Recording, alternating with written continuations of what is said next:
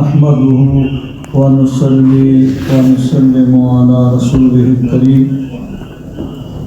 اما بعد فاعوذ بالله من الشيطان الرجيم بسم الله الرحمن الرحيم انما يريد الله ليذهب عنكم الرجس اهل البيت ويطهركم تطهيرا صدق الله مولانا العظيم ان الله وملائكته يصلون على النبي يا ايها الذين امنوا صلوا عليه وسلموا تسليما اللهم صل على سيدنا مولانا محمد وعلى آل سيدنا مولانا محمد وبارك وسلم صلاة وسلام عليك يا سيدي يا رسول الله وعلى آلك وأصحابك يا سيدي يا حبيب الله. حضرات محترم،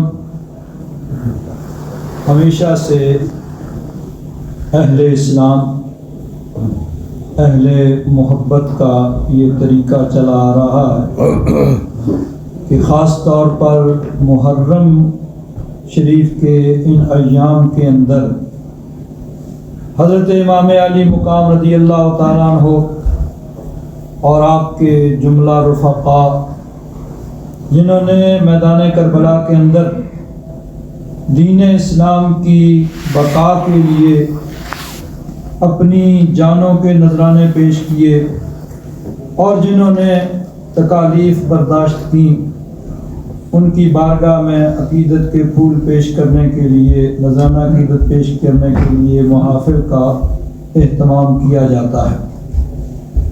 اسی جذبے کے پیش نظر آج کی اس محفل کا انعقاد کیا گیا اور محبت اہل بیت کا اس سے بڑھ کر اور کیا ثبوت اور کیا علامت ہو سکتی ہے کہ موجودہ حالات جب کہ ہر طرف کورونا کی تباہ کاریاں ہیں، ان حالات میں بھی آپ حضرات یہاں اس محفل کے اندر تشریف فرما ہیں، تو یہ محبت اہل بیت کا ایک بڑا واضح اور بین ثبوت ہے کہ ہم ان سے محبت کرتے ہیں. اللہ تبارک و تعالیٰ ان کی محبت ہمارے دلوں کے اندر سلامت رکھے. ماشاءاللہ آپ حضرات نے نظم میں اور نثر کے اندر آج کی اس محفل کی مناسبت سے بہت کچھ سنا. ہمارے فاضل دوست مولانا وقار الاسلام صاحب ماشاءاللہ آج پہلے دن ان کی زیارت ہوئی، ملاقات ہوئی، انہوں نے ماشاءاللہ بہت اچھا خطاب فرمایا اور ہمارے برخوردار سہروردی صاحب اور ہمارے یہ صابری صاحب بزرگ انہوں نے نظم کے اندر آج کی اس محفل کی مناسبت سے کلام پیش کیا. میرے پاس جو ٹائم ہے، میں ویسے تو ہمیشہ ہی آپ کو بتاتا ہوں کہ تقریر وغیرہ تو مجھے کوئی کرنی نہیں آتی ہے، تو ویسے بھی میں ہمیشہ یہ کوشش کرتا ہوں کہ کسی نہ کسی طریقے سے بچ ہی جاؤں. بہرحال آج جتنا ٹائم ابھی ہے، کیونکہ مغرب سے پہلے باقی بھی کچھ پروگرام ختم وغیرہ دعا وغیرہ کا، تو جو ہمارے فاضل دوست انہوں نے مجھے ٹائم دیا ہے، میں صرف ایک حدیث پاک آج کی اس محفل کی مناسبت سے اور اسی کے ضمن میں ایک دو باتیں آ جائیں گی اور کوشش کروں گا کہ ٹائم کے اوپر یہ سارا پروگرام اس کو وائنڈ اپ کر دوں. نبی کریم صلی اللہ علیہ وسلم کے ایک بڑے پیارے صحابی ہیں حضرت حذیفہ رضی اللہ تعالیٰ عنہ. وہ راوی ہیں، وہ فرماتے ہیں، ترمذی شریف کے اندر یہ حدیث پاک ہے، یہ اصل میں مسجد نبوی شریف سے کچھ فاصلے پہ مدینہ شریف کے کسی دور محلے کے اندر ان کا گھر تھا. تو اپنے محلے کی مسجد کے اندر ہی یہ نماز وغیرہ پڑھتے تھے. کبھی کبھی مسجد نبوی شریف میں حاضر ہوتے، حضور کی زیارت کرتے. فرماتے ہیں ایک دن میری والدہ نے مجھے کہا کہ کتنے دن ہو گئے تو نہیں گیا حضور کی بارگاہ میں؟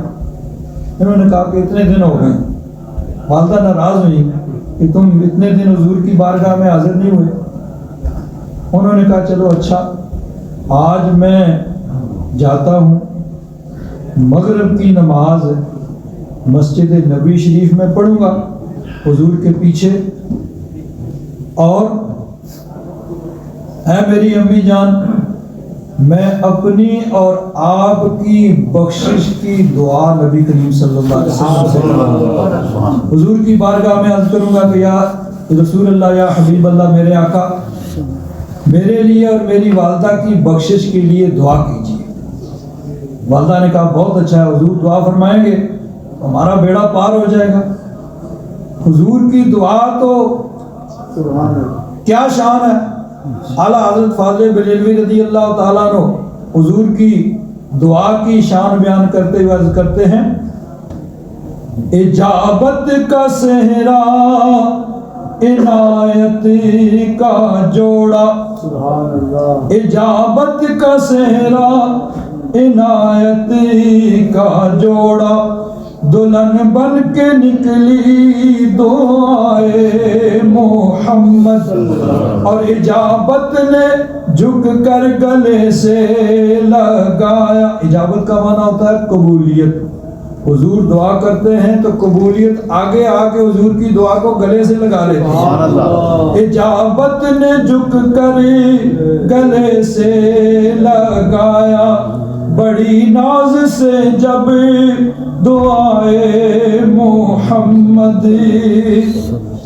حضور کی دعا اگر یہ موضوع انسان شروع کرے نا، احادیث مبارکہ میں اتنی حدیثیں ہیں کہ اس موضوع کو ہی سمیٹنا مشکل ہو جاتا ہے. میں ایک صرف حدیث پاک پیش کرتا ہوں اور پھر بس یہ حدیث پاک جو میں نے شروع کی ہے اس کو مکمل کروں گا. حضرت ابو ہریرہ رضی اللہ تعالیٰ عنہ حضور کے بڑے پیارے صحابی ہیں. وہ فرماتے ہیں کہ میری والدہ مشرکہ تھی،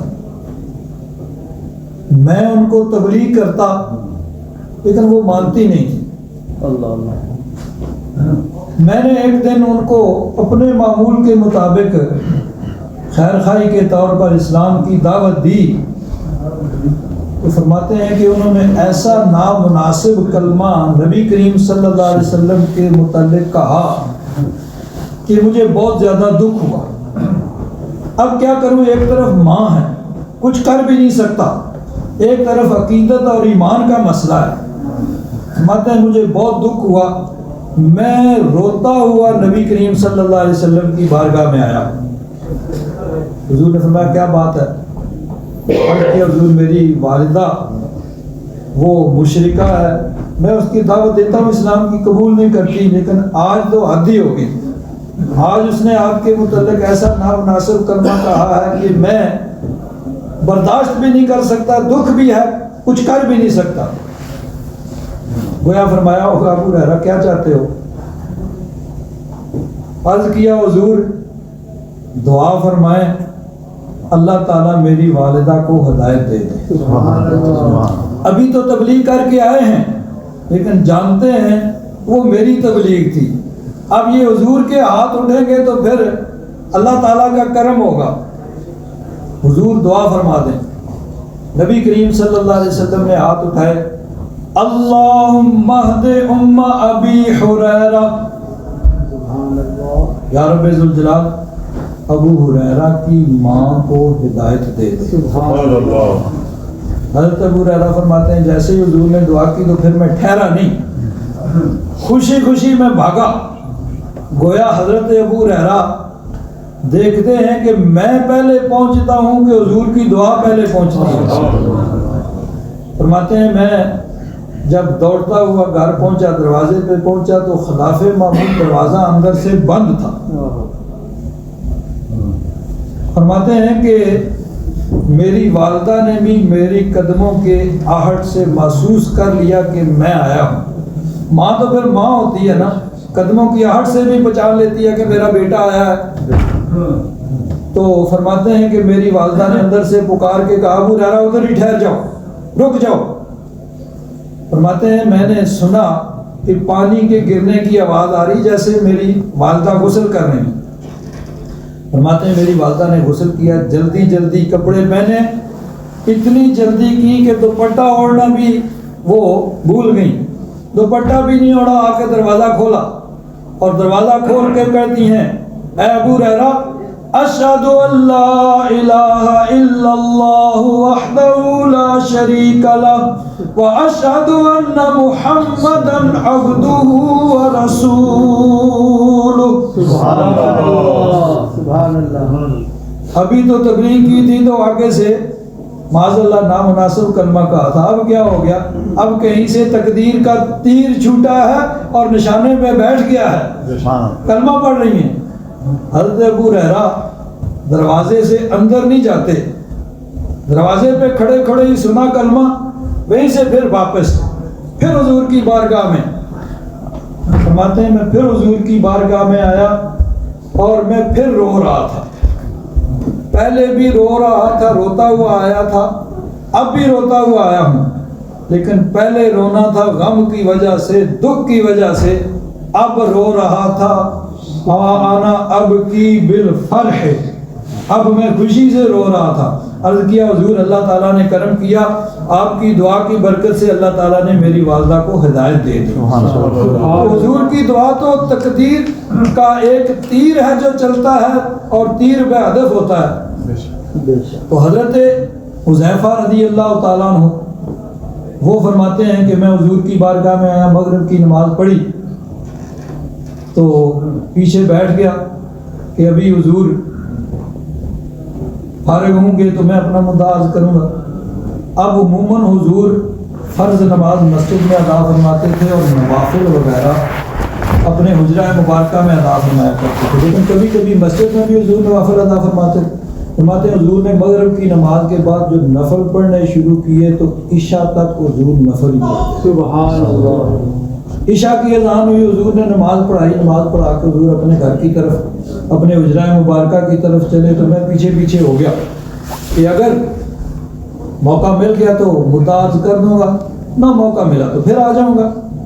فرماتے ہیں حضور جا رہے ہیں، اچانک کیونکہ اندھیرا تھا، اچانک حضور نے پیچھے مڑ کر دیکھا تو فرمایا میرے پیچھے آنے والے آنتا حذیفہ تھا، ما حاجتک غفر اللہ لک ولأمک، تو میرے پیچھے کیوں آ رہا ہے؟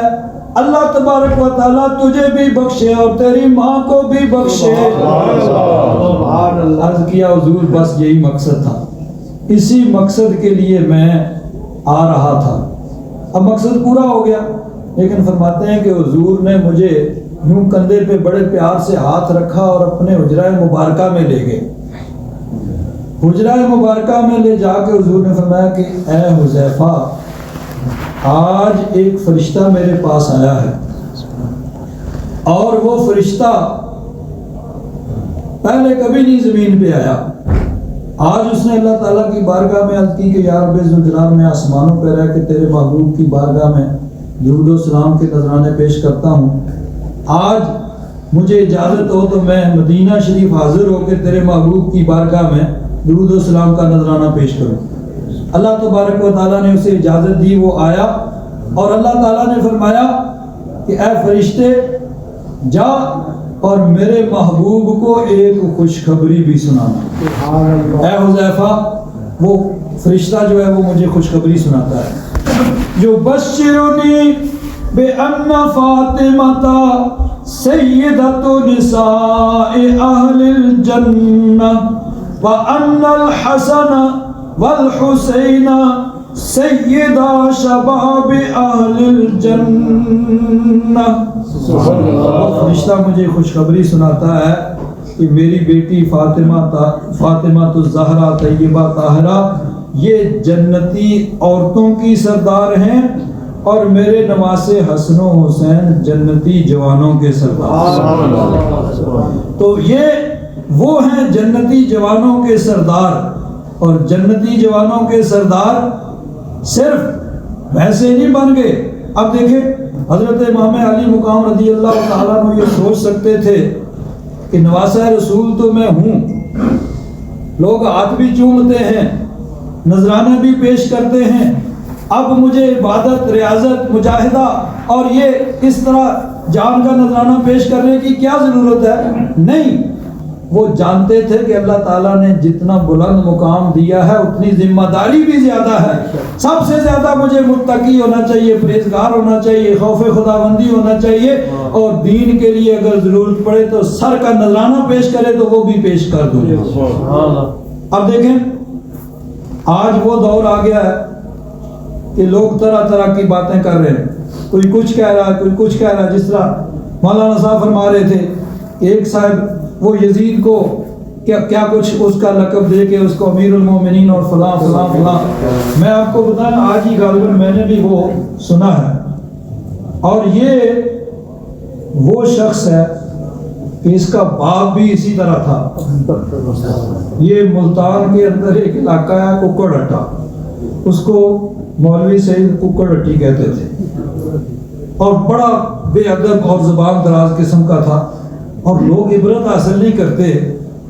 اب جب وہ اس کا باپ فوت ہوا تو میں نے خود تو نہیں کیا، لیکن ایک بڑے سکہ عالم دین اہل سنت کے ان کی زبانی میں نے سنا کہ ان کو یہ معلوم ہوا کہ وہ جو ہے اس کا یعنی شکل بگڑ گئی ہے مرنے کے بعد۔ تو وہ فرماتے ہیں کہ ہم نے چاہ کہ ہم خود جا کے اس بات کی تحقیق کریں۔ تو کہتے ہیں آگے گئے تو آگے پولیس کی گارڈ کھڑی ہے اور رستہ بند ہے، نہیں ادھر آگے نہیں جا سکتے۔ انہوں نے کہا جی ہم تو کچھ نہیں کریں گے، ہم تو صرف اس بات کی تحقیق کرنے کے لیے آئے ہیں۔ پولیس والوں نے کہا جو آپ نے سنا ہے وہ ٹھیک ہے، لیکن ہمیں آرڈر ہے کہ کوئی آدمی آگے نہ جانے دیں۔ اب دیکھیں اس کی مرنے کے بعد شکل بگڑ گئی ہے، لیکن بیٹے کو پھر بھی عبرت حاصل نہیں ہو رہی، اور بیٹا پھر وہی کچھ کہہ رہا ہے۔ لیکن یاد رکھیں سب کچھ کہتے رہے، ہم اہل سنت و جماعت کا عقیدہ نظریہ وہ ہے جو صحابہ اکرام رضوان اللہ تعالیٰ علیہم اجمعین کا نظریہ اور عقیدہ تھا۔ صحابہ اکرام رضوان اللہ تعالیٰ علیہم اجمعین نے قرآن پاک کو صرف اپنی عقل سے نہیں سمجھا، بلکہ قرآن پاک کو احادیث مبارکہ حضور کے ارشادات کی روشنی میں سمجھا، جو حضور نے تشریح فرمائی اس کو سمجھا۔ اور تابعین نے قرآن و حدیث کو صرف اپنی عقل سے نہیں بلکہ صحابہ کرام کے ارشادات کی روشنی میں سمجھا ہے کہ صحابہ کرام نے اس چیز کا کیا مفہوم سمجھا ہے۔ تو قرآن و حدیث کی روشنی میں صحابہ کرام نے جو نقطہ نظر اختیار کیا وہی آج تک جو اس نقطہ نظر پہ ہیں ان کو کہا جاتا ہے اہل سنت و جماعت۔ اور اس سے آگے دائیں بائیں مختلف فرقے نکلتے رہے اور یہ نکلتے رہیں گے قیامت تک، لیکن عافیت اسی میں ہے کہ جو صحابہ اکرام رضوان اللہ تعالیٰ علیہ مجمعین اور جمہور امت کا تابعین، تبع تابعین، محدثین، مفسرین، ائمہ مجتہدین، جو ان کا نقطہ نظر ہے اسی کے اوپر انسان قائم رہے، اور اسی کے اندر عافیت ہے اور اسی میں بخشش اور نجات ہے۔ اللہ تبارک و تعالی ہم سب کو اسی پر قائم رہنے کی توفیق عطا فرمائے۔ وآخر دعوانا الحمدللہ رب العالمین۔